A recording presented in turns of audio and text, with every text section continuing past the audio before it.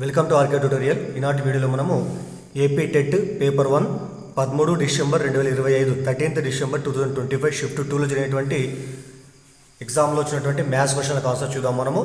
మనం ఇంతకుముందు 11th December, అదేవిధంగా 12th డిసెంబరు, అదేవిధంగా 13th డిసెంబరు షిఫ్ట్ 1లో జరిగినటువంటి క్వశ్చన్ పేపర్లో ఉన్నటువంటి మ్యాథ్స్ క్వశ్చన్ కూడా ఆన్సర్ చేయడం జరిగింది. అవి కూడా మన ప్లేలిస్ట్లో ఒకసారి చూడండి మీరు అవి.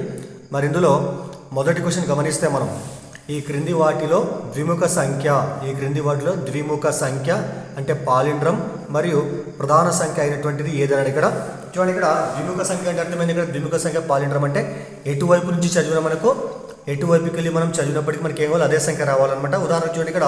సో ఇవన్నీ కూడా పాలిండ్రమ్స్ అయితే ఇవన్నీ కూడా ఎందుకోసం అంటే 111 111 తిప్పి చదివిన 111 ఇక్కడ 121 ఇట్లా చదివినా కూడా 121. కాబట్టి ఎటువైపు చదివినా మనకు వచ్చేటువంటి సంఖ్య సమానంగా ఉంటే ఆ సంఖ్యను పాలిండ్రమ్ అంటారు. కాబట్టి మనకి ఇచ్చినటువంటి ఆప్షన్లు అన్నీ కూడా మనకు పాలిండ్రమ్ అవుతున్నాయి, అంటే అన్నీ కూడా ద్విముఖ సంఖ్యలు అవుతున్నాయి. కానీ ఇందులో ఏ సంఖ్య ప్రధాన సంఖ్య అని ఇక్కడ మరి ప్రధాన సంఖ్య అంటే ఏంది మీకు తెలుసు ఆల్రెడీ.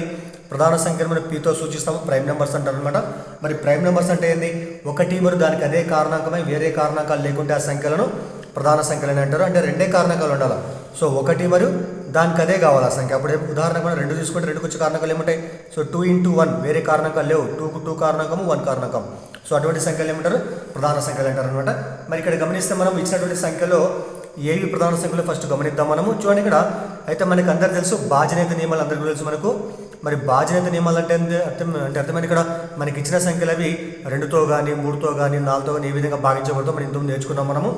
దానికి సంబంధించిన వీడియో కూడా మన ప్లేలిస్ట్లో ఉంది, ఒకసారి చూడండి మీరు అది. మరి ఇక్కడ మనం ఫస్ట్ సంఖ్య గమనిస్తే మనం 111 ఉంది ఇక్కడ. ఈ సంఖ్యలో అంకెలు మొత్తం కూడితే మనకి ఏమొస్తుంది ఇక్కడ.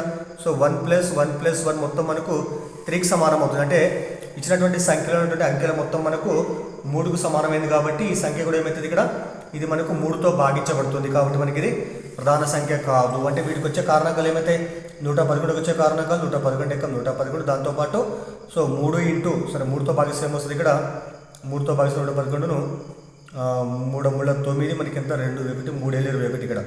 సరే ఈ విధంగా 37 × 3 అంటే 1 2 3 4 కారణాలు ఉన్నాయి. కాబట్టి మనకి ఇది ప్రధాన సంఖ్య కాదు. కాబట్టి మనకి ఇది కూడా కాదనమాట, ఫస్ట్ కాదు. మరి సెకండ్ ఏముంది ఇక్కడ. సో 121 మరి 121 అంటే అర్థమైంది ఇక్కడ. దీన్ని మనము 11 స్క్వేర్గా రాసుకోవచ్చు మనం. 11 × 11 ఎంత 121. సో 11 కారణాంకమైన దాంతోపాటు 121 × 1 కాబట్టి దీని కూడా మన కారణాంకాలు 3 వచ్చినాయి. కాబట్టి ఇది కూడా మనకు ప్రధాన సంఖ్య కాదనమాట. అదేవిధంగా 141 తీసుకుంటే మరి 141 1 + 4 + 1 1 + 4 + 1 వీటి మొత్తం ఎంత 6 అవుతుంది. అంటే అర్థమైంది ఇక్కడ ఈ సంఖ్య కూడా మనకు 3తో నిశ్శేషంగా భాగించబడుతుంది. కాబట్టి ఇది కూడా మనకు ప్రధాన సంఖ్య కాదు. మరి నెక్స్ట్ ఇక్కడ ఏముంది ఇక్కడ 131 మనకి 3 ఆప్షన్లు పోయినాయి. కాబట్టి సో నెక్స్ట్ మనకి మిగిలినటువంటి ఆప్షన్ ఏముంది 131. కాబట్టి సో ఇది మనకు ప్రధాన సంఖ్య అవుతుంది. అదేవిధంగా పాలిండ్రమ్ కూడా కావడము జరుగుతుంది. సో అదనమాట ఆన్సర్ ఇక్కడ. మరి సెకండ్ క్వశ్చన్ గమనిస్తే మనము 15,387 15,387కు దగ్గరగా ఉన్నటువంటి క్రింది వాటిలో ఏ సంఖ్య అన్నాడు ఇక్కడ. మరి ఈ సంఖ్యకి దగ్గరగా ఉండే సంఖ్య ఉంది ఇక్కడ. మరి ఇక్కడ గమనిస్తే మనము ఈ రెండిట్లోనే ఇక్కడ ఈ రెండు కూడా మనకి కూడా దీనికంటే కూడా చిన్నగా ఉన్నాయి, ఈ రెండు ఎలా ఉన్నాయి దీనికంటే కూడా పెద్దగా ఉన్నాయి ఇక్కడ. మరి చిన్న సంఖ్యలు తీసుకుంటే మనము ఈ సంఖ్య కంటే ఈ సంఖ్య దీనికి ఇంకా దూరం ఉంటుంది. కాబట్టి ఇది ఆన్సర్ కాదనమాట. మరి పెద్ద సంఖ్యలు తీసుకుంటే ఈ సంఖ్య 15,692 కానీ 15,700 పెద్దది. కాబట్టి సో దీనికంటే దూరం ఉంటుంది. కాబట్టి ఇది కూడా మనకు ఆన్సర్ కాదనమాట. మరి ఈ రెండు సంఖ్యల్లో ఏదో మనం ఆన్సర్ కనుక్కుంటాం మనము. మరి ఏం చేస్తాం మనము, సో దీనికి తేడా ఏది ఉంటే మనకు అది తక్కువ విలువ వస్తే అదే మనకు ఆన్సర్ అవుతుంది అనమాట. మరి ఇక్కడ ఏముంది ఇక్కడ 15,387కి వెళ్ళి ఈ ఆప్షన్ తీసేద్దాం మనం. 15,083 తీసేది ఏమొస్తుంది ఇక్కడ. సో 7లో 3 పోతే 4 0 3 ఇక్కడ 304 అనమాట. అంటే ఈ సంఖ్యల మధ్య తేడా మనకి ఎంత 304 ఉంది. అదేవిధంగా ఈ సంఖ్యల మధ్య తేడా మనకి ఎంత పెద్దది. కాబట్టి సో దీనికి ఇలా తీసేస్తాం మనం. 15,692 నుంచి 15,387 తీసేస్తే ఏమొస్తుంది ఇక్కడ 12లో 7 పోతే 5 ఇక్కడ. తర్వాత 8 - 8 0 ఇక్కడ. తర్వాత సో 3 ఇక్కడ 305 ఉంది ఇక్కడ. అంటే అర్థమైంది ఇక్కడ ఇదేమో 304 యూనిట్ల దూరంలో ఉంది, ఇదేమో 305 యూనిట్ల దూరంలో ఉంది. కాబట్టి సో ఇది మనకి దగ్గర సంఖ్య అవుతుంది. అంటే అర్థమైంది ఇక్కడ 15,387 దగ్గర ఉన్న సంఖ్య ఏంటంటే 15,083 మనకు ఆన్సర్ కావడము జరుగుతుంది. దీనికంటే ఈ సంఖ్య 1 యూనిట్ దూరంగా ఉంది కాబట్టి అది. తర్వాత మూడో క్వశ్చన్ గమనిద్దాం మనము. 153 సంఖ్యను 153 సంఖ్యను ఖచ్చితంగా విభజించేటువంటి సంఖ్య ఇవ్వబడినటువంటి వాటిలో వేటి మధ్య ఉంటుంది. చూడండి మనకి ఇచ్చిన సంఖ్య అయితే ఇక్కడ 153 అనమాట. అంటే ఈ సంఖ్య ఖచ్చితంగా ఇచ్చినటువంటి విలువలు ఏవైతే ఉన్నాయో వాటి మధ్య ఏ సంఖ్యతో భాగించబడుతుందో అది చెప్పాలి మనము. మరి చూడండి ఇక్కడ 153 అనేటువంటిది మనకి దేంట్లో పోతున్నట్టు మనకు మామూలుగా అది. సో 17 ఎక్కల్లో పోతుంది చూడండి, ఇక్కడ 17 ఎక్కల్లో పోతుంది కాబట్టి సో 10 153 తీసుకుంటే మనము 17 9 ఎంత 153. కాబట్టి మరి ఈ 153 ఏమైంది ఇక్కడ మనకు 17తో భాగించబడింది కాబట్టి అది ఇక్కడ ఉంది, ఇక్కడ మనకు 15కు 20కి మధ్యలో ఉంది కాబట్టి మనకు ఆన్సర్. సో ఫస్ట్ మన ఆన్సర్ కావడం జరుగుతుంది. మరి ఇంకా తీసుకుంటే మనము యాక్చువల్గా మరి 153కి వచ్చిన కారణాంకాలు ఏమన్నా 153కి వచ్చిన కారణాంకాలు 153 ఎక్కము 153, లేకపోతే 153 ఇంకా ఏం చేస్తామంటే మనము 17 9 రాసుకోవచ్చు. అదేవిధంగా ఇంకేమొస్తుంది దీని కారణాంకాలు ఇంకేమంటే సో 9 ఏం చేస్తాం వల్ల మనం కారణాంకాలు విధించినట్లయితే 17 × 3 × 3 రాసుకోవచ్చు. తర్వాత 17 3 అంటే 51 × 3 రాసుకోవచ్చు. ఈ విధంగా మనం సో ఈ విధంగా మరి కారణాంకాలు విధించినట్టు మనము వీటికి వచ్చే కారణాంకాలు ఏమైనా 153 1 17 9 3 అనమాట 51 ఇవి కారణాంకాలైనాయి. ఇదంటే మీరు ఇక్కడ చూస్తే ఆప్షన్ ఏముంది ఇక్కడ 51కి 60 మధ్యలో, ఇక్కడ అంటే వేటి మధ్యలో కాబట్టి 51 కంటే పెద్దగా ఉండాలి 60 కంటే చిన్నగా ఉండాలి కాబట్టి వీటి మధ్యలో మనకు 52 53 54 ఈ విధంగా ఉంటాయి కాబట్టి 59 దాకా ఉంటాయి కాబట్టి ఇది మనకు ఆప్షన్ కాదు. ఎందుకోసం అంటే ఈ 153 కారణాంకం 51 అయినప్పటికీ మనకు అడిగిన క్వశ్చన్ ప్రకారం ఏముంది ఇక్కడ వేటి మధ్యలో అన్నాడు. మధ్య అంటే అర్థమైంది ఇక్కడ 51 60 లెక్కలోకి తీసుకోం మనం. అంటే వీటి మధ్యలో ఏముంటాయి 52 53 54 55 59 దాకా ఉంటాయి కాబట్టి అందులో 51 ఉండదు కాబట్టి ఇది ఆప్షన్ కాదనమాట. అంటే కన్ఫ్యూజ్ కాకుండా మీరు అన్నమాట ఇక్కడ 51 ఉంది కదా 51 కూడా 153ని భాగిస్తుంది కదా అనుకుంటే మనకు అది కాదనమాట. ఎందుకంటే 51 3 153 వస్తుంది, ఇక్కడ 51 3 కూడా 153 అంటే దీంతో భావించబడుతుంది కదా సార్ అంటే దీంతో భావించబడుతుంది. కానీ మనకేం కావాలి ఇది లెక్కలకు తీసుకోం మనం, వీటి మధ్య విలువలు తీసుకుంటాం మనం. మరి మిగతా విలువలు తీసుకుంటే ఇక్కడ మనకి ఏవి కూడా వీటి కారణాంకాలు లేవు ఇక్కడ కాబట్టి ఈ రెండు కూడా మనకు ఆప్షన్ కాదు. సో ఇది కూడా 51 కూడా కాదు కాబట్టి మనకు ఆన్సర్ మనకు 15 20 మధ్యలో ఉన్నటువంటి 17 చేత 153 విభజించబడేటువంటి సంఖ్య కావడము జరుగుతుంది. మనకు ఆప్షన్ ఇదనమాట. సో 17 ఆన్సర్ అవుతుంది అక్కడ. మరి అదేవిధంగా 4వ క్వశ్చన్ గమనిస్తే మనం సో పరిపూర్ణ వర్గం అవ్వడానికి 6412 ఇక్కడ 6412కు కలపాల్సినటువంటి సంఖ్య ఎంత అని ఇక్కడ 6412కు కలపాల్సిన సంఖ్య ఎంత ఎందుకోసం అంటే పరిపూర్ణ వర్గం కావడం కోసం అనమాట. మనకు ఆప్షన్ ఈ విధంగా ఇక్కడ మరి ఏం చేద్దాం ఇక్కడ మనము 6412 మనము భాగాహార పద్ధతి ప్రకారం ఫస్ట్ మనం వర్గమూలం కనుక్కోవడానికి ప్రయత్నిద్దాం మనం. చూడండి ఇక్కడ ఏమైంది ఇక్కడ 6412 దాని ఏం చేస్తాం మనం భాగాహార పద్ధతి ప్రకారం మనం కారణాలు కట్టినట్లయితే ఏం చేస్తాం మనము సో రైట్ టు లెఫ్ట్ పోతాం కాబట్టి ఏం చేస్తాం 2 అంకెల పైన బార్ పెడతాం ఇక్కడ మనం బార్ ఇక్కడ. సో మొదటి బార్ కింద మనకి 64 ఉంది కాబట్టి దానికి వచ్చేటువంటి వర్గమూలం ఎంత దాని దగ్గరకు వచ్చే వర్గమూలం కానీ దానికి సరిపోయే వర్గమూలం తీసుకుంటాం మనం. 8 ఎక్కడ తీసుకుంటే ఏమొస్తుంది 8 8 64 అనమాట. ఇప్పుడు మనకి మిగిలిన శేషం ఎంత 0 తీసుకోం కాబట్టి మనము 0 శేషం వదిలిపెట్టేస్తాం మనం. నెక్స్ట్ సరే 0 రాసుకున్నాం ఇక్కడ మనం. నెక్స్ట్ ఏదైతే ఇక్కడ మనకు బార్ 12 కాబట్టి 12 దించుకుంటాం మనం. నెక్స్ట్ ఏం చేస్తాము ఈ 8 వచ్చినటువంటి భాగాఫలాన్ని ఈ విభాజన కలపాలి మనం. 8 8 మొత్తం ఎంత 16 కొద్ది పక్కకు రాసేసి మనము ఈ 16 ఏదైతే ఉంటుందో 16 పక్కన ఎంతైతే రాస్తామో సో దాని విలువ ఇక్కడ రాసి మనం దాంతో గుణిస్తాం మనం. ఫర్ ఎగ్జాంపుల్ 16 పక్కల 0 రాసి ఏం చేస్తాం మనం 0తో గుణిస్తాం మనం. అంటే మనకి 0 వస్తుంది ఇక్కడ. సో 0 అంటే మనకి 12 శేషం వస్తుంది. కానీ ఏం చేయాలి మనం కలపాల్సిన సంఖ్య కాబట్టి మనకు ఎప్పుడైనా కానీ శేషం మనకు మైనస్ విలువ రావాలి. అదే మనకి కలిపితే మనకి అది పరిపూర్ణ వర్గం అవుతుంది కాబట్టి ఏం చేస్తాం ఇక్కడ మనము ఈ 16 పక్కల 1 రాస్తే ఇక్కడ కూడా 1 రాసుకొని ఏం చేస్తాం మనము 161 ఈ 1తో గుణిస్తే మనకు వచ్చే విలువ ఎంత 161 అనమాట ఇక్కడ. అంటే ఇప్పుడు మనము 161 1తో గుణిస్తే దీనికి వచ్చే విలువ దీని కింద రాస్తాం మనం 161 అనమాట. మరి 12లో 161 పోదు కానీ ఏం చేస్తాం మనం మైనస్ తీసుకుంటాం ఇక్కడ మనం. ఉల్టా తీసి ఏమొస్తుంది ఇక్కడ మనకు 11 2 పోతే సో 9 ఇక్కడ 5 ఉంటుంది 5లో 1 పోతే 4 1 అంటే మొత్తం ఎంత 149 అనమాట. సో ఇది మనకు శేషం వస్తుంది ఇక్కడ మనకు. అంటే ఎప్పుడైనా గుర్తుపెట్టుకోవాలి మనం కలపాల్సిన సంఖ్య అంటే ఖచ్చితంగా మనకి ఏం కావాలో శేషం మనకు మైనస్ విలువ వచ్చే విధంగా అంటే మనకు పోయేటువంటి విలువ కంటే కూడా తర్వాత వచ్చే విలువ తీసుకుని మనము దాన్ని మనము భాగిస్తాం అనమాట. మనం ఈ విధంగా భాగిస్తే మనకు వచ్చే శేషం మైనస్ వచ్చినప్పుడు ఆ విలువని కలిపినట్లయితే అప్పుడు ఏమైతే ఈ సంఖ్య మనకు పరిపూర్ణ వర్గము అవుతుంది. సో మనకు కల్పాల్సిన సంఖ్య దగ్గర మనకు 149 అనమాట. అంటే ఇక్కడ 6412కు మనము 149 కలిపినట్టు మనకు వచ్చే విలువ ఎంత అప్పుడు సో 1656 ఇక్కడ అంటే 6561 మనకు పరిపూర్ణ వర్గం అవుతుంది. దీనికి వర్గమూలం ఎంత 81కి సమానం కావడం జరుగుతుంది కాబట్టి మనకు ఆన్సర్ ఎంత ఇప్పుడు 149 అనమాట ఆన్సర్. దయచేసి వీడియో చివరి దాకా చూడండి, అదేవిధంగా ఛానల్ని సబ్స్క్రైబ్ చేయండి, అదేవిధంగా వీడియోని లైక్ చేయండి. ఇప్పుడు మన 5th క్వశ్చన్ చూద్దాం. 4 divided by 2 integer 2/5 plus 1/3 divided by 6/5 యొక్క విలువ ఎంత అనడం ఇక్కడ మనకి ఆప్షన్ 4 ఉన్నాయి. ఇక్కడ చాలా సింపుల్ క్వశ్చన్ చూడండి. ఇక్కడ అయితే ఇక్కడ బ్రాకెట్లో ఉన్నాయి కాబట్టి ఫస్ట్ ఏం చేస్తే వీటిని సూక్ష్మీకరిస్తాం మనము. అయితే ఎలా కలపాలి ఇక్కడ మనం సరే 4 divided by 2 పూర్ణాంకం 2/5 ఉంది కాబట్టి ఇక్కడ ఫస్ట్ ఏం చేద్దాం, దాన్ని మనము అపక్రమ భిన్నంలోకి మార్చుకుందాం మనము. సో 4 డివైడెడ్ బై ఇది ఏ భిన్నం మిశ్రమ భిన్నం దాన్ని చేస్తే ఫస్ట్ అపక్రమంలో మార్చే వస్తుంది. ఇక్కడ అపక్రమ భిన్నంలోకి మారిస్తే 5 × 10 10 + 2 12 12/5 అనమాట. ఇక్కడ మరి 4 కింద హారం లిమిట్ 1 తీసుకున్నాం ఇక్కడ మనం. తర్వాత ప్లస్ ఉంది కాబట్టి ప్లస్ రాసి నెక్స్ట్ ఏముంది ఇక్కడ 1/3 ఇక్కడ డివైడెడ్ బై ఉంటే పక్కన భిన్నం దాన్ని చేస్తే మనము ఈ భిన్నాన్ని దీంతో మనము భాగారం చేయాలంటే ఏం చేస్తాం, మనము ఈ భాగారం గుర్తించి ఇంటూ రాసుకొని ఈ భిన్నాన్ని తిప్పి రాసి ఏమొస్తుంది ఇక్కడ మనకు 6/5 అనమాట. సో ఇక్కడ కూడా మనకి ఏముంది, ఇక్కడ భాగారం గుర్తుపడడానికి తిప్పి రాసి ఏమొస్తుంది ఇక్కడ 4/1 ఇంటూ 5/12 అనమాట. ప్లస్ తర్వాత ఎంత ఇక్కడ మనకి సరే సూక్ష్మీకృతం మనం 3 × 3 3 × 6 ఇక్కడ ఒక 2 2/5 5 ఇక్కడ ఇదనమాట.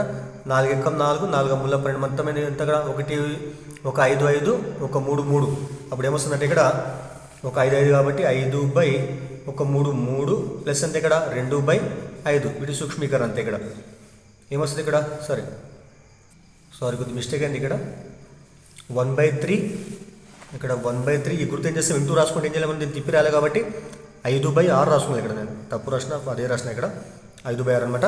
సరే దీన్ని ఇప్పుడు మనం భాగారం గుర్తు చేస్తాం పోతే దీన్ని చేస్తాం తిప్పి రాసుకుంటాం మనం కాబట్టి 4/1 ఇంటూ దీన్ని తిప్పి రాస్తే ఏమొస్తుంది 5/12 తర్వాత ప్లస్ ఇక్కడ కూడా సరే ఇక్కడ ఏం క్యాన్సల్ కాబట్టి 5 ఎంత 3 × 6 18 ఇక్కడ 4 × 4 4 × 12 ఇక్కడ అప్పుడు ఎంత వస్తుంది ఇక్కడ 1 5 కాబట్టి 5/3 వస్తుంది ఇక్కడ. తర్వాత ప్లస్ ఇక్కడ ఎంత ఉంది ఇక్కడ 5/18 ఇక్కడ. అయితే ఇక్కడ చూడండి ఇక్కడ 5/3 తర్వాత 5/18 కాబట్టి ఇక్కడ ఇది 3 కూడా ఏం కావాలి మనకు 18 కావాలంటే ఏం చేస్తాం, దాన్ని మనము 6తో గురించి భావిస్తాం. మనం 6/6 చేస్తే ఏమొస్తుంది ఇప్పుడు 5 × 6 30/6 18 ప్లస్ అంతే ఇక్కడ కూడా 5/18 అంటే 2 హారాలు సమానంగా చేయడం కోసం ఏం చేస్తాం మనము ఈ 3 ఎంతతో గుణిస్తే 18 వస్తుంది చెప్పండి. ఇక్కడ 6తో గుణించాలి కాబట్టి 6/6 మళ్ళీ కొట్టేస్తే మళ్ళీ 5/3 వస్తుంది ఇక్కడ. ఇప్పుడు కొట్టేస్తే కూడా ఏమొస్తుంది ఇక్కడ అదే వస్తుంది ఇక్కడ 6 5 30 6 18 కూడా 5/3 వస్తుంది ఇక్కడ. ఈ విధంగా అనమాట 5 6 30 6 18 ప్లస్ 5/18 ఇక్కడ. మరి 2 హారాలు సమానం ఏం చేస్తాం మనం ఒకటేసారి హారం 18 రాసేసి లవాలు కలపాలి. 30 + 5 ఎంత 35. సో మొత్తం మీద ఇప్పుడు మనకు ఆన్సర్ ఏమంటే 4th ఆప్షన్ 35/18 మనకు ఆన్సర్ కావడము జరుగుతుంది. అదేవిధంగా ఇప్పుడు నెక్స్ట్ మనము మరి 6వ క్వశ్చన్ గమనిస్తే మనము 3456 3456 ఎక్స్ల లబ్ధము ఒక పరిపూర్ణ ఘనము అయితే ఎక్స్కు సాధ్యమైనటువంటి విలువ ఎంత అని ఇక్కడ అంటే ఈ 2 గుణిస్తే వచ్చే విలువ ఏం కావాలి మనకు ఒక ఘన విలువ ఘనం కావాలన్నమాట. అది అయితే దాన్ని ఇప్పుడు దీంతో గుణించాలి కదా, ఈ విలువ ఎంత ఉన్నప్పుడు అసలు ఘనం అన్నాడు ఇక్కడ. మరి ఫస్ట్ ఏం చేద్దాం మనము 3456 మనము ఫస్ట్ మనం కారణకాలు కడతాం మనము. సో 3456 ప్రధాన కారణకాలు కడితే మనము ఇది సరి సంఖ్య కాబట్టి ఏం చేస్తాం మనము 2 ఎక్కలు తీసుకుంటాం. మనం 2 ఎక్కలు పోతుంది కదా ఇక్కడ.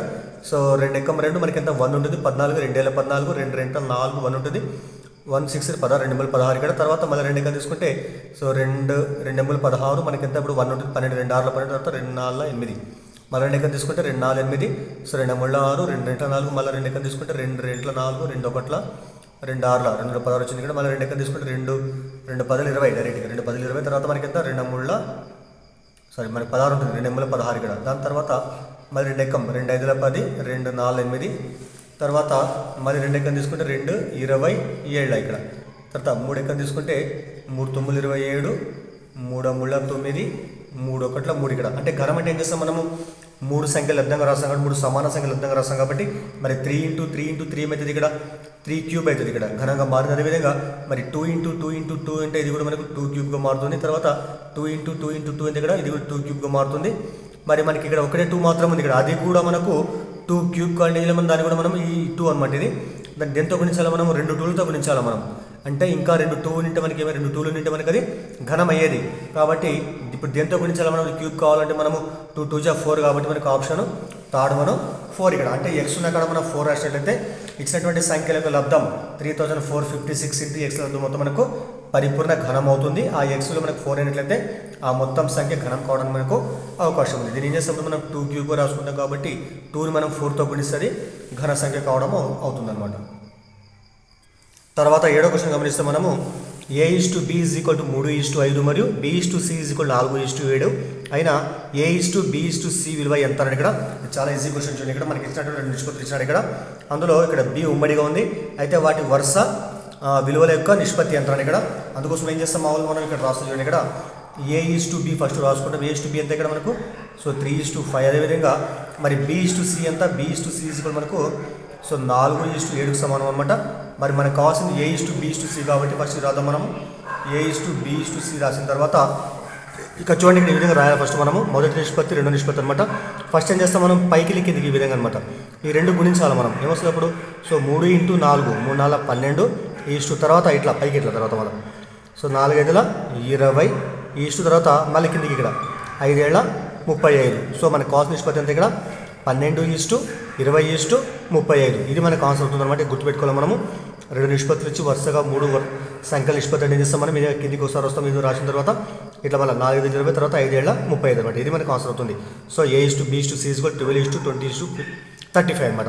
మరి అదేవిధంగా ఇప్పుడు మనము 8th క్వశ్చన్ గమనిద్దాం. మనం 8th క్వశ్చన్ ఏమి ఇచ్చిందంటే ఇక్కడ 10 మంది మనుషులు ఒక పనిని 15 రోజులలో పూర్తి చేస్తారు. అయితే 10 రోజులలో పూర్తి చేయటకు ఎంతమంది మనుషులు అదనంగా అవసరం అన్నాడు ఇక్కడ. అంటే 10 మందికి చేపట్టేటువంటి కాలం ఎంత, సరే ఫస్ట్ ఏంది ఇక్కడ మంది ఉన్నది ఇక్కడ, తర్వాత ఇక్కడ ఏంది ఇక్కడ, తర్వాత ఇక్కడ రోజులు, ఇక్కడ మంది రోజులు అనమాట. ఇక్కడ మరి ఎంతమంది ఉన్నారు, ఫస్ట్ ఇక్కడ 10 మంది ఉన్నారు. వాళ్ళు చేసేటువంటి కాలం ఎంత ఇక్కడ, ఒక పనికి 15 days అనమాట. మరి అదేవిధంగా మరి 10 రోజుల్లోనే పూర్తి చేయాలంట. అంటే ఎంతమంది కావాలన్నారు ఇక్కడ.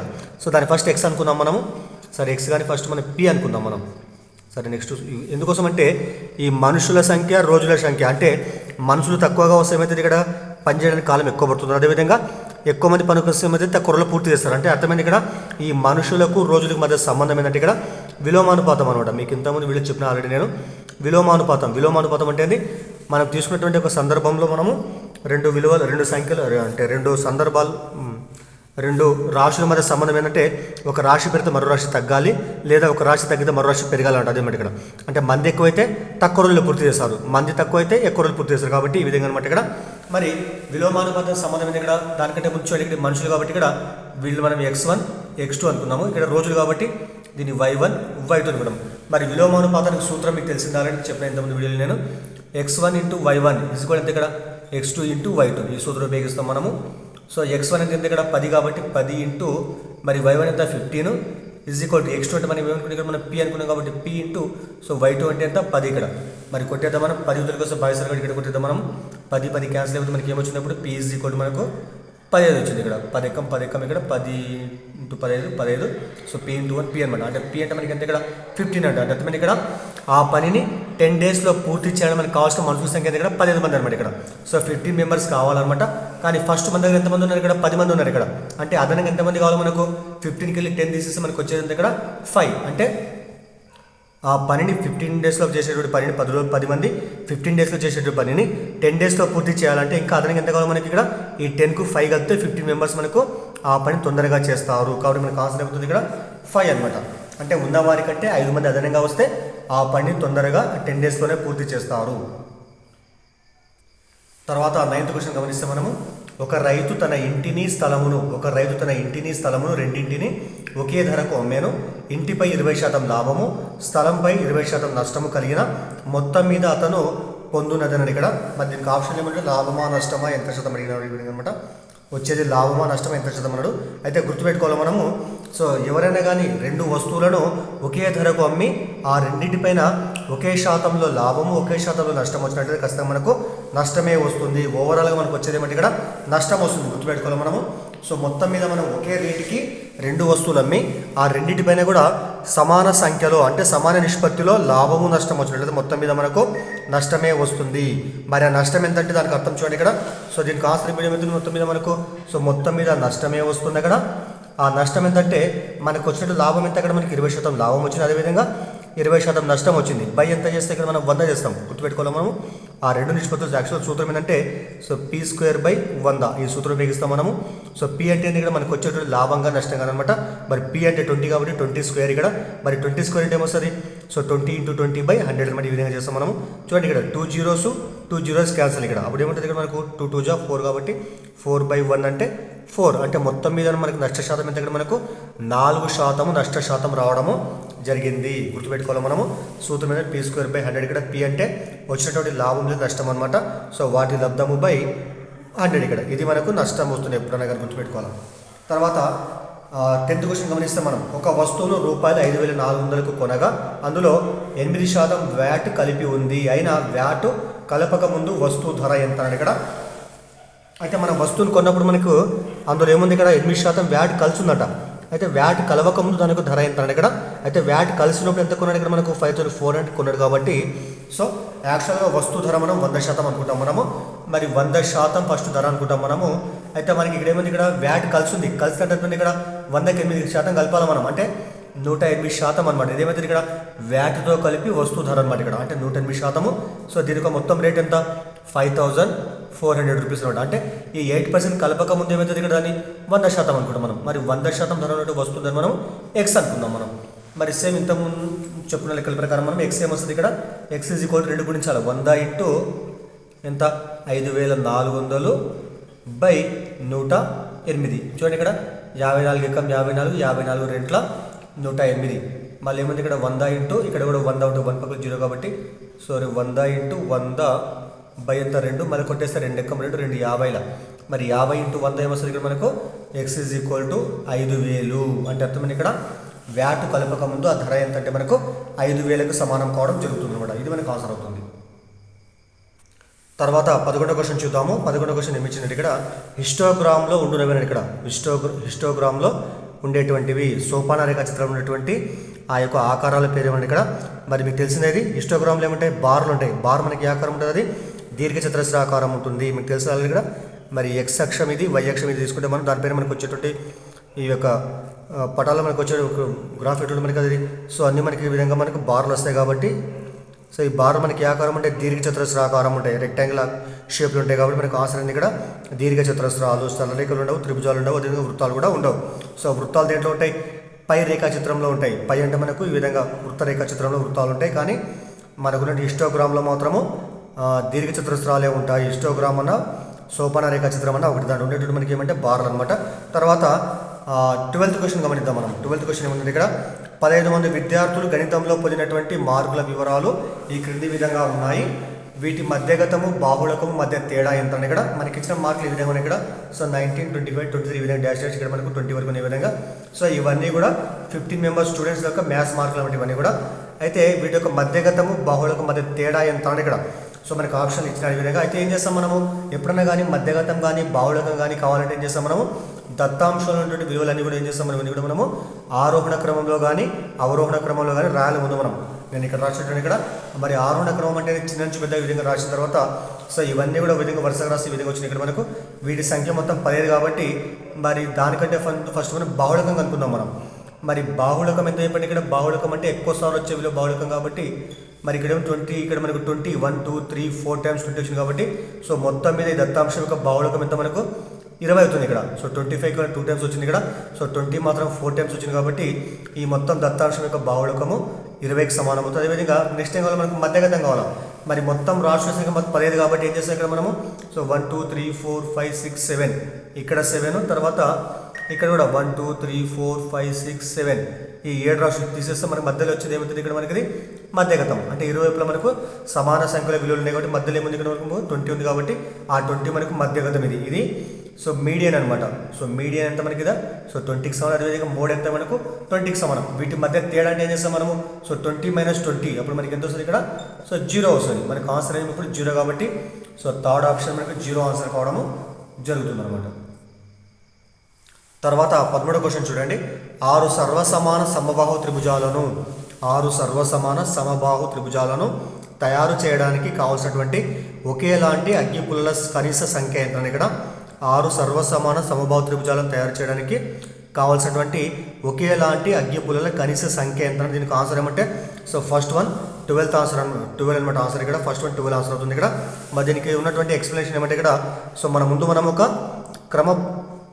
క్రమ షడ్భుజం తీసుకున్నాం మనం. క్రమ షడ్భుజం తీసుకుంటే ఇక్కడ ఏమంటే చెప్పండి, ఇక్కడ క్రమ షడ్భుజం అంటే అన్ని భుజాలు కూడా సమానం ఉంటాయి కాబట్టి ఈ విధంగా తీసుకుంటే మనము సో మధ్యలో కేంద్రం ఇక్కడ ఈ విధంగా కర్ణాలు తీసుకుంటాం మనం ఈ విధంగా అనమాట. ఇక్కడ మనకి ఏర్పడి ఇది ఒక కర్ణం, ఇది ఒక కర్ణం, కర్ణాలు ఇవన్నీ కూడా ఈ విధంగా కర్ణాలు తీసుకుంటే మనము ఏమైతే ఇక్కడ కర్ణాలు సమద్వీకరణం చేసుకుంటే కూడా అన్ని భాగాలు సమానం ఉంటాయి కాబట్టి సో మన కేంద్రం అనేది ఏర్పడే మొత్తం కోణం ఎంత 360 డిగ్రీలు. దాని ఏం చేయాలి మనము 1, 2, 3, 4, 5, 6 పార్ట్ చేయాలి కాబట్టి 6 పార్ట్ చేసి ఒక్కొక్క కోణం ఎంత మనకు 60 డిగ్రీల కోణం కాబట్టి 60. సో 60 60 60 ఇక్కడ 60. అప్పుడు ఇక్కడే ఇంకేంది ఇక్కడ ఈ అగ్గిపుల సమానం, ఇక్కడ అగ్గిపుల కాబట్టి సో ఇక్కడ కూడా 60, ఇక్కడ 60 ఉంటుంది. అంటే అర్థమైన ఇక్కడ మనకి ఏర్పడిన 10 త్రిభుజం కూడా మనకి ఏమవుతుంది, అది సమబాహు త్రిభుజం కావడం జరుగుతుంది. కాబట్టి ఇక్కడ మనకు ఉన్నటువంటి మొత్తం త్రిభుజాల సంఖ్య ఎంత 1 2 3 4 5 6. ఈ త్రిభుజాలు 6 ఏర్పడడానికి మనకు కావాల్సిన మొత్తము అగ్గిపుల సంఖ్య మనకి ఎంత ఇక్కడ. సో ఇక్కడ చూడండి మనకి ఇక్కడ భుజాలు ఏమైనా ఇక్కడ 1 2 3 4 5 6 కాబట్టి 6 అగ్గిపులలు ప్లస్ ఇవి కూడా సమానం, దీనికి సమానం ఉండాలి కాబట్టి సో ఇది 1 2 3 4 5 6 మొత్తం మీకు 6 ఉన్నాయి. 6 + 6 అంత మొత్తము 12కి సమానం అవుతుంది. కాబట్టి మొత్తం అగ్గిపుల సంఖ్య మనకు 12 అవసరం అవుతుంది అనమాట. అది ఇప్పుడు గుర్తుపెట్టుకోవాలి మనం. తర్వాత మరి 14వ క్వశ్చన్ గమనిద్దాం. ఇక్కడ మనము 14 గమనించినట్టే ఇక్కడ ఒక సమద్విబాహు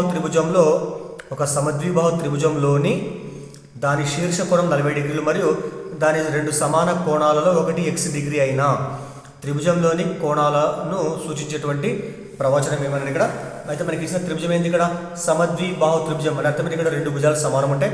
మరి ఈ విధంగా మనం పట్టం తీసుకుందాం. మనం ఇదేంటి ఇక్కడ మనకు సమద్విబాహు త్రిభుజం అనుకుందాం. మనం ఈ భుజం సమానం అనుకుంటే మరి శీర్షం వద్ద ఉండేటువంటి కోణం ఎంత 40 డిగ్రీస్, 40 డిగ్రీలు అనమాట.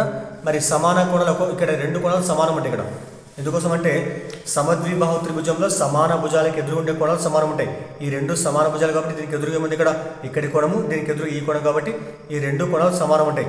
ఆ సమాన కోణాలు ఒక కోణం ఎంత x కాబట్టి ఇక్కడ కోణం x తీసుకుంటే ఇప్పుడు ఈ కోణం ఎంత x ఉంటుంది ఇక్కడ. సో త్రిభుజంలో మొత్తం 3 కోణాలు ఏమైతే 40x అనమాట ఇక్కడ. మరి త్రిభుజంలోని 3 కోణాల మొత్తం ఎందుకు సమానము 180కి సమానం కాబట్టి ఇక్కడ x ప్లస్ ఇంకో కోణం ఎంత x ప్లస్ ఇక్కడ ఎంత ఇక్కడ 40 మొత్తం ఎంత 180 ఇక్కడ. మరి x ప్లస్ x ఎంత 2x ప్లస్ 40 ఈజ్ ఈక్వల్ ఎంత 180. ఇది మనకి ఏర్పడేటువంటి ప్రవచనం అనమాట. మనకి ఆప్షన్ థర్డ్ ఏదైతే ఉంటుందో మనకి ఇది ఆన్సర్ కావడము జరుగుతుంది. దీనికి పాటించే నియమం అనమాట అది. 15వ క్వశ్చన్ చూద్దాము.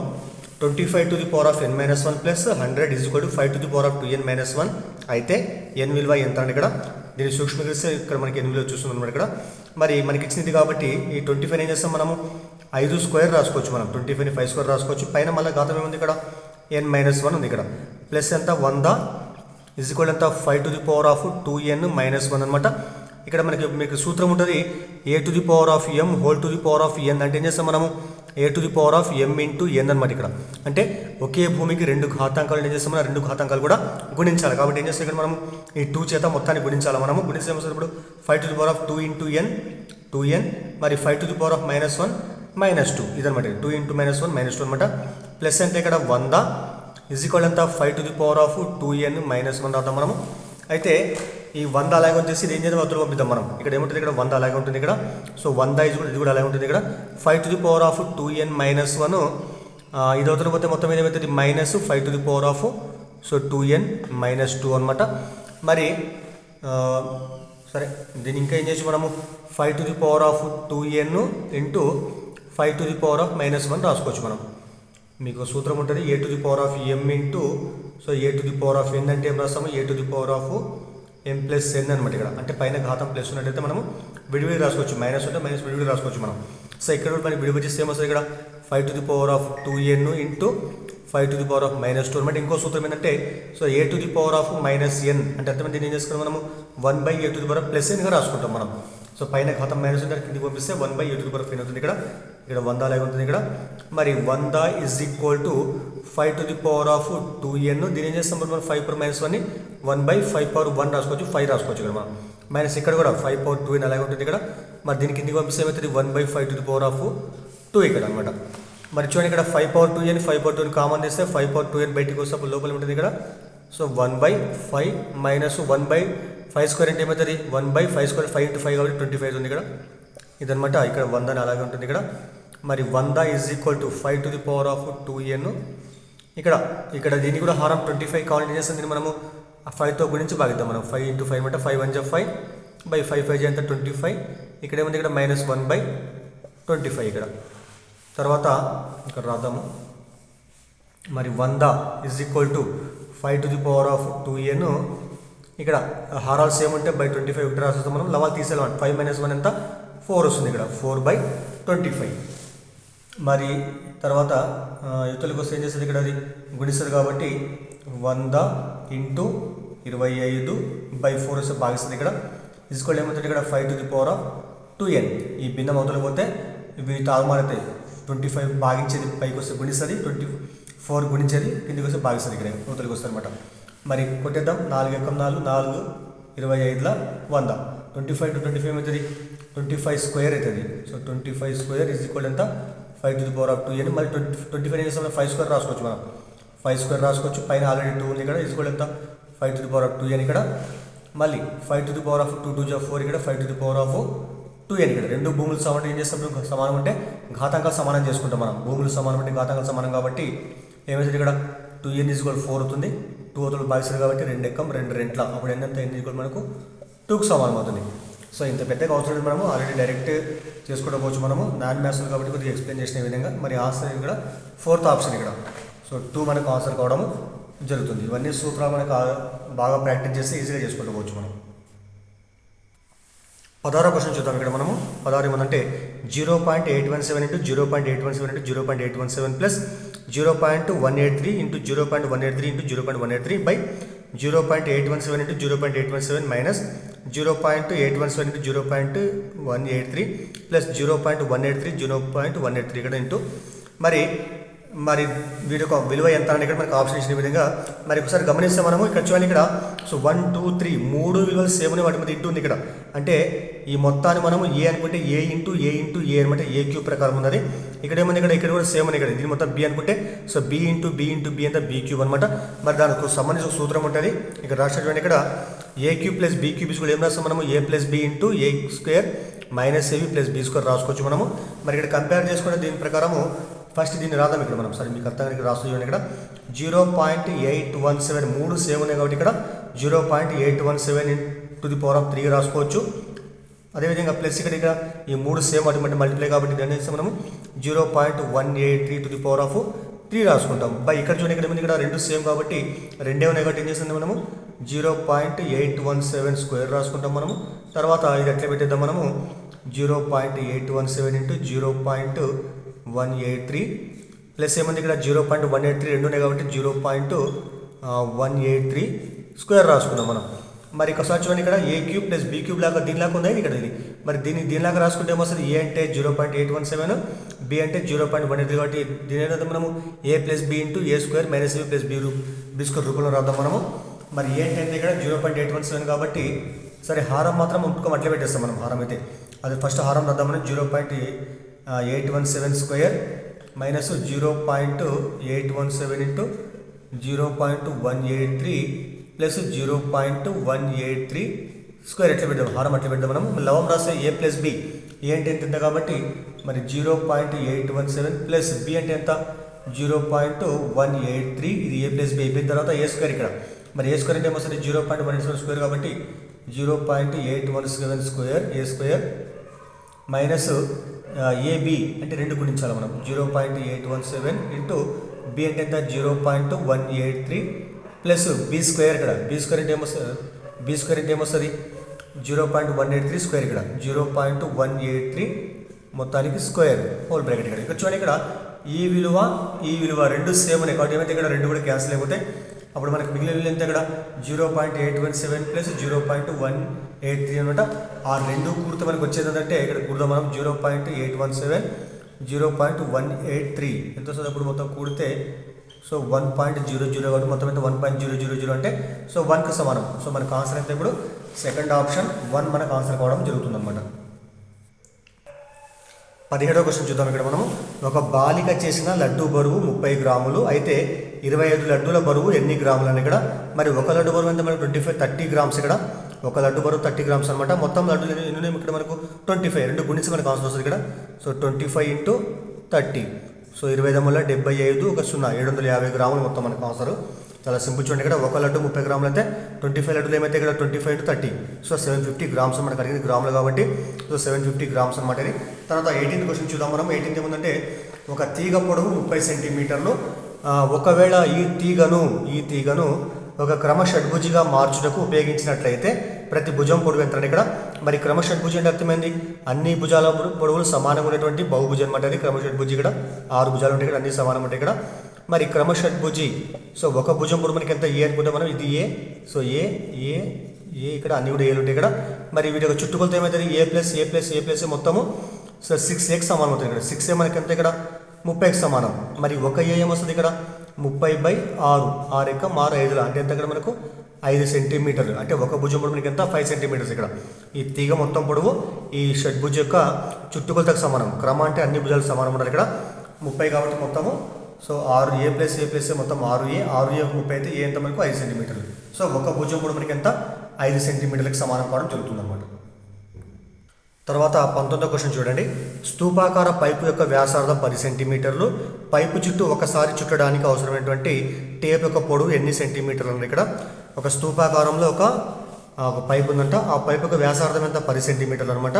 అయితే పైపు చుట్టూ ఒకసారి చుట్టడానికి అవసరమైనటువంటి టేప్ యొక్క పొడవు ఎంత అండి ఇక్కడ. మరి ఎగ్జాంపుల్గా మనము సరే ఇప్పుడు మనకి ఎంత ఇక్కడ 10 సెంటీమీటర్లు వ్యాసార్థం 10 సెంటీమీటర్లు అనమాట.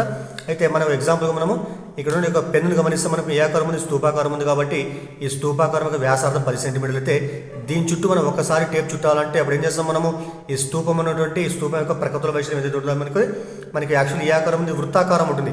అంటే వృత్తం యొక్క పరిధి అనేటువంటిది ఆ టేప్ ఒకసారి చుట్టే వచ్చేటువంటి విలువకు సమానం అవుతుంది. కాబట్టి ఈ టేప్ చుట్టూ ఏం చేస్తాం మనము వృత్తం యొక్క పరిధి తీసుకోవడం. మనం వృత్త పరిధి అనేటువంటిది టేప్ యొక్క చుట్టుకొలత టేప్ యొక్క చుడ్డానికి అవసరమైనటువంటి దానికి సమానం అవుతుంది అనమాట. ఇది మరి వృత్తం యొక్క పరిధి సూత్రము సో 2πr అనమాట. మరి 2 × π అంటే ఎంత సో π అంటే 3.14 కానీ 22/7 కానీ రాసుకుంటాం మనము. సో ఇక్కడ 10 ఇస్తాడు కాబట్టి r అంటే మనకి 10 కాబట్టి 10 చేద్దాం ఇక్కడ మనము. మరి సో 2 × 2 4 జా 8 2 1 జా 2.23 జా 6 × 10 ఉంది ఇక్కడ. మరి 10తో గుణిస్తే పాయింట్ ఏమైతే మనకి కుడివైపు ఒక స్థానం జరుగుతుంది కాబట్టి 62.8 సెంటీమీటర్లు. కాబట్టి ఈ స్తూపాకార పైపు చుట్టూ ఒకసారి టేప్ చుట్టాలంటే మనం చుట్టాల్సినటువంటి టేప్ యొక్క పొడవు ఎంతంటే 62.8 సెంటీమీటర్లు. ఎప్పుడంటే అది ఆ స్తూపాకార పైపు యొక్క వ్యాసార్థము 10 సెంటీమీటర్లు అయినప్పుడు అనమాట. అది తర్వాత 20వ క్వశ్చన్ గమనిస్తే మనము సమగ్రం యొక్క ప్రతి భుజము రెట్టింపు చేస్తే దాని ఘన పరిమాణం ఎన్ని రెట్లు అవుతుందని ఇక్కడ. మరి సాధారణంగా మనము సమగ్రం యొక్క భుజాన్ని మనము మరి ఏ అనుకుంటాం మనము. మరి సమగ్రం యొక్క భుజం ఏ అయినప్పుడు దానికి ఘన పరిమాణం ఏమవుతుంది సో ఘన పరిమాణం మనము a³ రాస్తాం మనం. సో భుజం ఇంటూ భుజం అంటే a³ రాస్తాం మనము. మరి భుజం ఏం కావాలి ఇక్కడ మనకు సో డబల్ కావాలి రెట్టింపు డబల్ కాబట్టి 2a అయినప్పుడు అప్పుడు ఘన పరిమాణం ఏమవుతుంది ఇక్కడ సో ఏ ఉన్న ఇక్కడ ఏం రాస్తాం మనం 2a రాస్తాం మనం 2a³ 2a³ అంటే ఏమొస్తుంది సో 2a × 2a కాబట్టి సో 2 × 2 × 2 అంటే 8 వస్తుంది ఇక్కడ. మరి a × a అంతా a³ అనమాట. అంటే మొదటి ఘన పరిమాణానికి ఈ ఘన పరిమాణం ఎంత ఉంది ఇక్కడ 8 రెట్లు ఉంటుంది ఇక్కడ. అంటే a³ ఎంత ఉంది ఇక్కడ 8 టైమ్స్ ఉంది కాబట్టి అంటే ప్రతి భుజాన్ని మనం రెట్టింపు చేస్తే సమగ్ర ఘన పరిమాణం ఏమవుతుంది 8 రెట్లు పెరుగుతుంది. సో ఆన్సర్ మనకు 8 టైమ్స్ అనమాట 8 రెట్లు అనమాట. 21వ క్వశ్చన్ చూద్దాము. ప్రక్కనే గల ప్రతి 2 కిరణాల మధ్య సమాన పరిమాణం గల కోణములు ఏర్పడే విధంగా ఒక సరళ రేఖ ఒకే వైపున దానిపై ఒక బిందువు నుండి 3 కిరణములు గీచినప్పుడు ఏర్పడేటువంటి కోణాలలో సరళ కోణ పరిమాణం కంటే తక్కువ పరిమాణం గల కోణముల సంఖ్య ఎంత. ఇక్కడ ఫస్ట్ క్వశ్చన్ బాగా అర్థం చేసుకోవచ్చు. క్వశ్చన్ చాలా కన్ఫ్యూజన్గా ఉంది ఇది. అయితే ఏం చేయాలి మనం ఫస్ట్ ఒక కిరణం ఫస్ట్ ఒక సరళ రేఖ తీసుకోవాలంట మనం. చూడండి ఒక సరళ రేఖ ఒకే వైపున దానిపై ఒక బిందువు నుండి ఇది మనం సరళ రేఖ తీసుకునే విధంగా మనం ఇది ఒక సరళ రేఖ అనుకుంటే ఈ సరళ రేఖ పైన ఏం చేయాలి మనం ఒక బిందువు గుర్తించాలంట మనం. ఈ బిందువు గుర్తించిన తర్వాత దీనికి ఒకే వైపున ఏం చేయాలి మనము ఒక బిందువు నుండి 3 కిరణములు గీచినప్పుడు అంటే ఇక్కడ ఏం చేయాలి మనం 3 కిరణాలు గీయాలి మనం. ఎట్లుండాలి చెప్పండి 3 కిరణాలు కూడా సమాన పరిమాణం ఉండాలి. అంటే సమాన పరిమాణం ఉండాలి అక్కడ. ఆ 3 కిరణాల మధ్య కోణం కూడా సమానం ఉండాలంట. ఇక్కడ 3 కిరణాలు గీద్దాం మనము. సో ఇదొక కిరణము ఇదొక కిరణం తీసుకున్నాం మనము. 3 కిరణాలు ఈ విధంగా గీసినప్పుడు వాటి మధ్య కోణాలు సమానం ఉండాలి కాబట్టి సో ఎంత ఉంది చెప్పండి ఇక్కడ అంటే ప్రతి 2 కిరణాల మధ్య కోణం ఇక్కడ చూడండి ఇక్కడ. సో ప్రతి 2 కిరణాల మధ్య సమాన పరిమాణం కూడా కోణం ఉండాలి ఇక్కడ మనకు. అంటే సో ఈ కిరణము ఇక్కడ చూడండి ఇక్కడ మనకి పాయింట్ గుర్తిస్తాం మనము. అప్పుడు ఏమవుతుంది ఇక్కడ ఇది యాక్చువల్గా సరళరేఖ. మరి బిందు నుంచి గుర్తిస్తే ఏమైతే ఇక్కడ మనకి కిరణం అవుతుంది. సో ఇక్కడ కిరణం ఇక్కడ కిరణం అంటే మొత్తం మనకి ఏమైతే ఇక్కడ 5 కిరణాలు అయితే ఇక్కడ. అంటే ఈ కిరణాల మధ్య కోణము ఈ 2 కిరణాల మధ్య కోణము ఈ 2 కిరణాల మధ్య కోణం ఇక్కడ కోణం మొత్తం ఎంత కోణం మనకు సమానం ఉండాలన్నమాట. యాక్చువల్గా ఒక సరళరేఖపై ఏర్పడే మొత్తం కోణం ఎంత ఈ మొత్తం కోణం ఎంత అంటే మొత్తం కోణము సో 180కి సమానం ఇక్కడ. ఈ మొత్తం కోణం తీసుకుంటే మనం ఏదైనా సరళరేఖ తీసుకుంటే దానిపైన ఉన్నటువంటి మొత్తం కోణం ఎంత మనకు సో 180కి సమానం. కాబట్టి ఈ మొత్తం కోణం మనకు 180కి సమానం అవుతుంది. ఏం చేసినా ఇక్కడ మనము ఈ 1 2 3 4 పార్ట్స్గా మనం సమాన భాగాలు విభజించిన కాబట్టి ఒక కోణం మనకి ఎంత ఉంటుంది ఇక్కడ?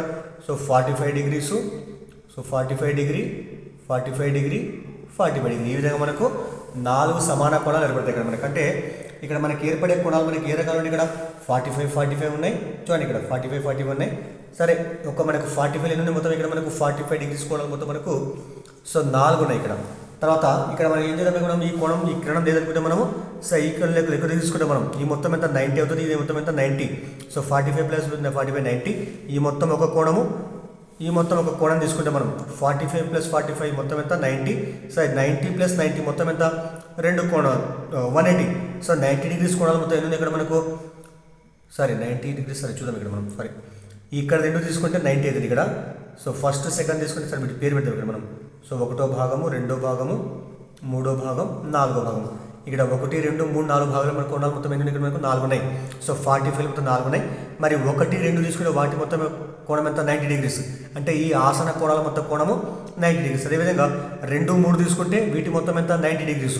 సో 3, 4 తీసుకుంటే వాటి మొత్తం ఎంత? 90 డిగ్రీస్. అంటే ఇక్కడ ఏర్పడే మొత్తం 90 డిగ్రీల కోణాలు మొత్తం మనకి ఎన్ని ఉన్నాయి ఇక్కడ మనకు? సో 3 ఉన్నాయి ఇక్కడ. సో 1, 2కి ఒక 90 డిగ్రీస్, 2, 3కి ఒక 90 డిగ్రీస్, 3, 4కి 90 డిగ్రీస్. అంటే అర్థం ఇక్కడ మొత్తం 90 డిగ్రీస్ మనకు మొత్తం మనకు 3 ఉన్నాయి ఇక్కడ. సో 3 యాంగిల్స్ అనమాట. అదేవిధంగా ఈ 1, 2, 3 తీసుకుంటే ఈ 3 కలిపి మనకి ఏమవుతుంది?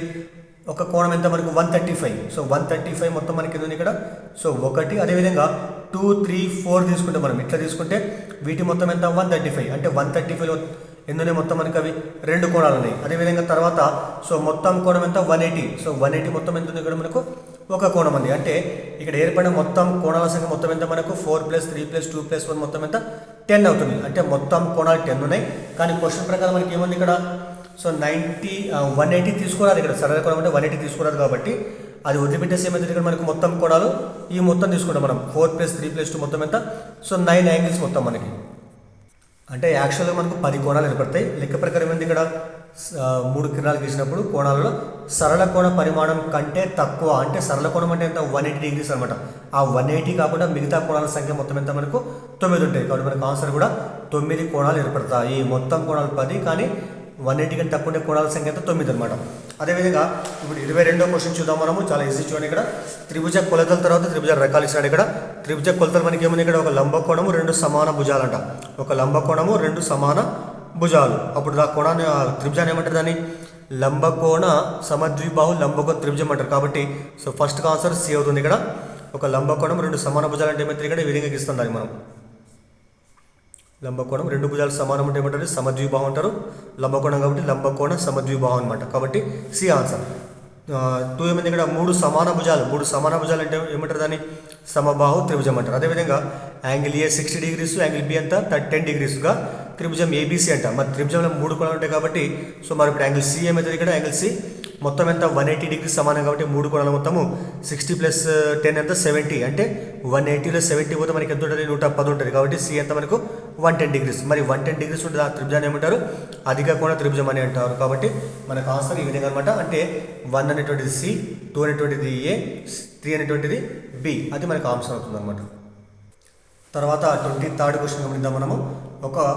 క్రింది వాటిలో సత్య ప్రవచనం ఏదని ఇక్కడ క్రింది వాటిలో సత్య ప్రవచనం ఏది? మరి ఫస్ట్ మనకి ఇచ్చినటువంటి ఆప్షన్ ఏముంది? ఇక్కడ ప్రతి కోణం 60 డిగ్రీల కంటే ఎక్కువగా ఉండే త్రిభుజం ఉండవచ్చు. చూడండి ఇక్కడ మనకి రాంగ్ అందుకోసం అంటే సో ప్రతి కోణం అంటే మనకు ఉండేటువంటి కోణాలు ఏంటి? త్రిభుజంలో 3 కోణాలు ఉంటాయి. ఆ 3 కోణాలు 60 కంటే ఎక్కువ ఉంటే అప్పుడు త్రిభుజం నిర్మించలేము. ఎందుకోసం అంటే మనము త్రిభుజంలో ఉన్నటువంటి 3 కోణాల మొత్తం మనకు ఖచ్చితంగా 180 ఉంటుంది. అందుకంటే ఎక్కువ ఉండదు, అందుకంటే తక్కువ ఉండదు. కాబట్టి సో 60 కంటే ఎక్కువ అంటే ఎగ్జాంపుల్ మనము 61 తీసుకుంటే 3 కోణాలు కాబట్టి 61 + 61 + 61 ఎగ్జాంపుల్ తీసుకుంటే మనము ఈ మొత్తం అయితే 183. అంటే 183 ఎక్కువ ఉంది కాబట్టి మనం త్రిభుజాన్ని నిర్మించలేము. కాబట్టి మనకు ఆన్సర్ కాదు ఇది.